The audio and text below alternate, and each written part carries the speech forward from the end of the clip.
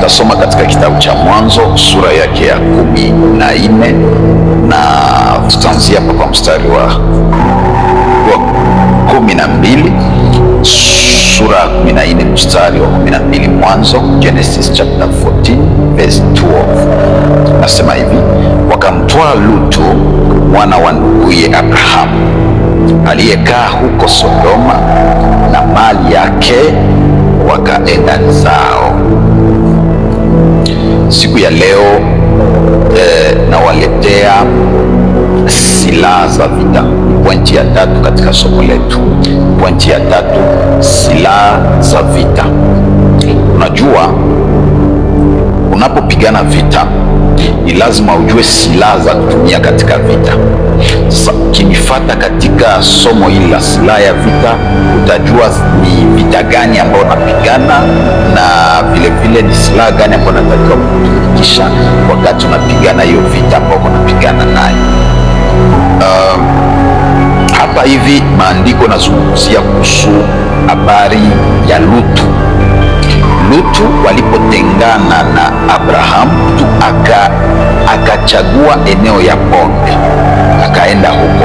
Kwa bahati mbaya alipofika, Biblia inasema ya kuwa alikutanana na vita ya falme 5 juu ya falme 4, na baadhi ya zile falme mlikuwa mfalme wa Sodoma na mfalme wa Gomora. Wakaenda kupigania kwenye bonde la Sidimu, na wakati walienda kupigania pale kwenye bonde la Sidimu, wakati walishinda, falme 5 zilishinda, ikabidi wachukue mali yote ya Sodoma na Gomora, na wakamchukua Lutu pamoja na vitu vyote alivyokuwa navyo.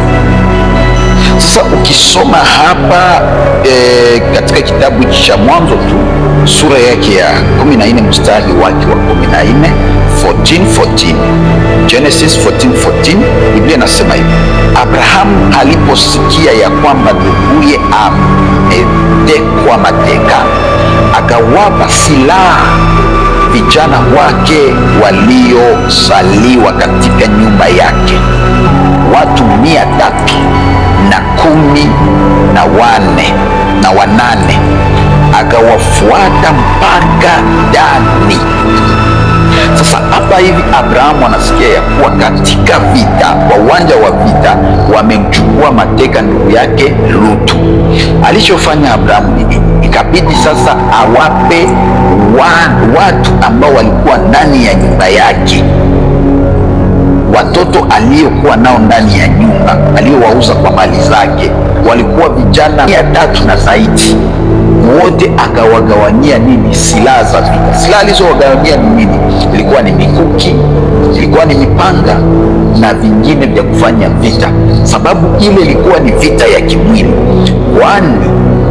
Yani nataka kumaanisha ya kuwa vita vya kimwili vinapigana na silaha za kimwili, na silaha za kimwili ni bunduki, silaha za kimwili ni mikuki, silaha za kimwili ni mpanga, visu, sijui miti, sijui viboko, vitu vingi, vitu kama na hivi vitu unaweza kujeuri mwili wa mwanadamu, ama kitu chochote ambacho kinaweza kuumiza hii mwili, njoo kitu ambacho unapigana nacho katika vita vya kimwili.